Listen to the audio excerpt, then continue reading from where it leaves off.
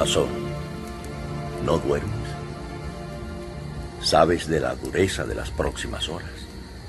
Deberías descansar como todos los demás. Maestro, ¿por qué un hombre como tú necesita de la oración? El hombre, mientras padece su condición de mortal, busca y necesita respuestas. Y en verdad te digo que esa sed de verdad solo puede aplacarla mi Padre. Ni el poder, ni la fama, ni siquiera la sabiduría conducen al hombre al verdadero contacto con el reino del Espíritu. Es por la oración como el humano trata de acercarse al infinito. Mi espíritu empieza a estar afligido y yo también necesito del consuelo de mi Padre. ¿Es que la verdadera sabiduría está en el reino de tu Padre? Mi Padre es la sabiduría. Entonces, si yo rezo, ¿puedo saciar mi curiosidad e iluminar mi espíritu? Siempre que esa oración nazca realmente de tu espíritu. Ninguna súplica recibe respuesta, a no ser que proceda del espíritu. En verdad te digo que el hombre se equivoca cuando intenta canalizar su oración y sus peticiones hacia el beneficio material propio o ajeno. Esa comunicación con el reino divino de los seres de mi Padre solo obtiene cumplida respuesta cuando obedece a una ansia de conocimiento o consuelo espirituales.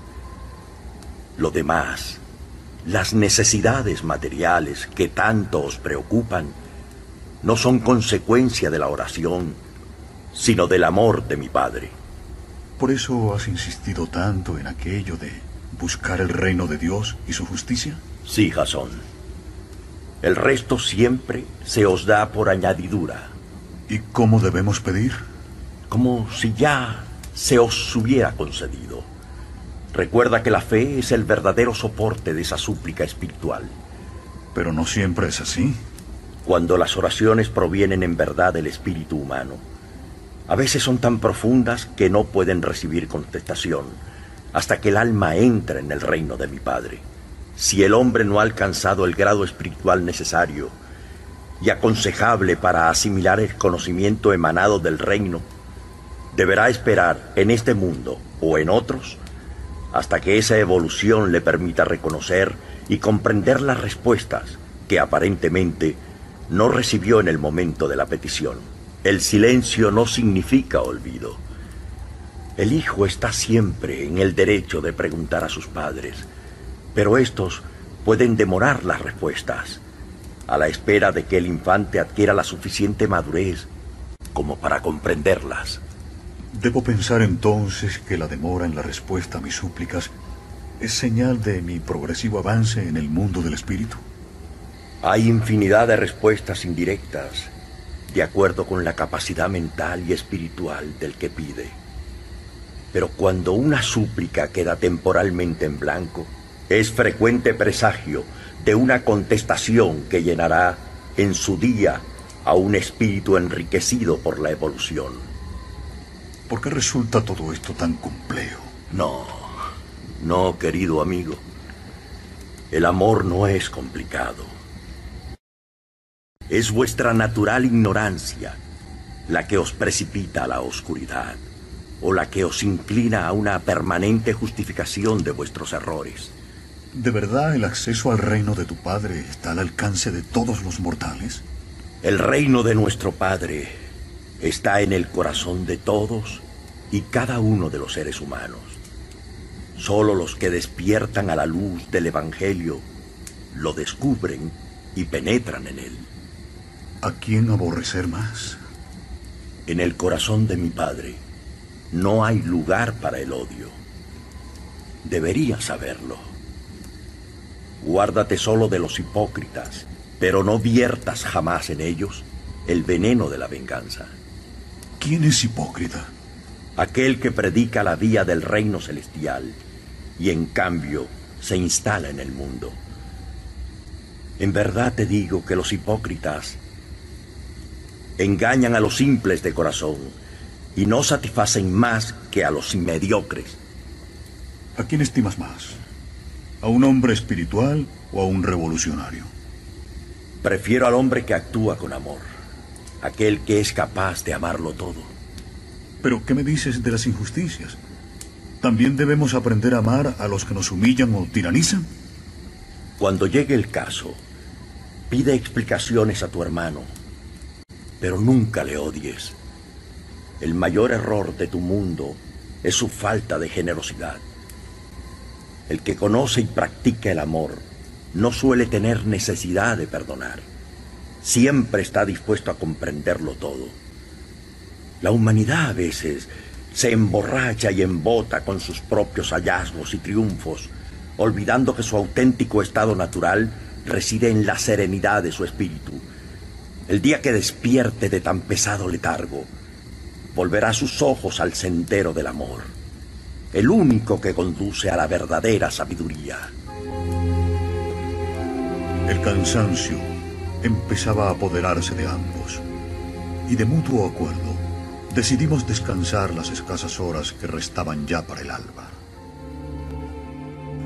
Hacia las 10:30, el grupo completo, integrado por unas 50 personas, comenzó a ascender por la ladera del Olivete.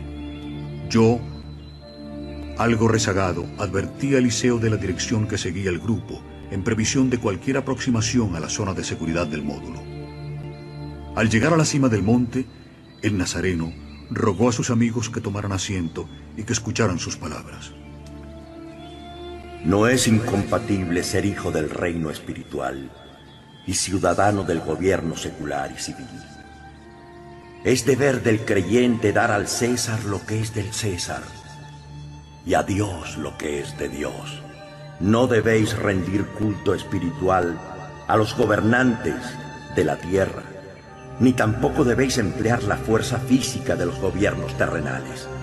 Ser hijos del reino, desde el punto de vista de una civilización avanzada, debe convertiros en ciudadanos ideales en los reinos terrenales. La hermandad y el servicio, no lo olvidéis, son las piedras angulares del Evangelio. La llamada del amor, del reino espiritual, debe probar que es efectiva a la hora de destruir el instinto del odio entre los ciudadanos no creyentes y guerreros del mundo terreno. Desplegad sabiduría, mostrad sagacidad en vuestros tratos con los dirigentes civiles no creyentes. Sed siempre sabios como las serpientes y tan inofensivos como las palomas. Seréis mejores ciudadanos si sabéis iluminar vuestro espíritu con la verdad del Evangelio. El verdadero objetivo de vuestros corazones, proclamar el Evangelio, porque el Evangelio es una verdad viviente, una revelación viva, y es mi deseo que lleve frutos apropiados a cada individuo y a cada generación de acuerdo con las leyes del crecimiento espiritual. Recordad siempre, amaros el uno al otro. No luchéis con los hombres, ni siquiera con los no creyentes. Mostrad misericordia, incluso con los que despreciativamente abusen de vosotros. Y yo os aseguro que mi espíritu estará sobre vosotros, ahora y siempre, hasta el final del mundo. Jesús dio por finalizada su alocución. Desde mi punto de vista, aquellos gentiles habían asimilado mejor que los propios apóstoles las intenciones y enseñanzas del Maestro. Los 11 casi no abrieron la boca. No acertaban a comprender que la difusión de la verdad pudiera llevarse a efecto sin la promulgación de leyes seculares, como había pedido el Maestro. Para la mayoría, las últimas frases del rabí sobre la destrucción que buscaban los dirigentes judíos fueron interpretadas como una gran tragedia que estaba a punto de asolar el mundo. Y aunque conocían la orden concretísima del Sanedrín de dar caza a Jesús, su fe en los poderes del Galileo era tal que se resistían a admitir que los sacerdotes pudieran tocarle siquiera. Para mí, a nivel personal, Algunas de las afirmaciones de Jesús en aquella inolvidable mañana en la cima del Olivete han revestido una gran importancia. La persistente predicación de este Evangelio llevará algún día a las naciones a una nueva e increíble liberación. Cuánto he ansiado ver cumplida tal afirmación. Si Jesús fue capaz de pronosticar 40 años antes la total destrucción de Jerusalén por las legiones de Tito, ¿por qué iba a equivocarse en aquella otra profecía? Pero mi misión no era enjuiciar, sino observar y dar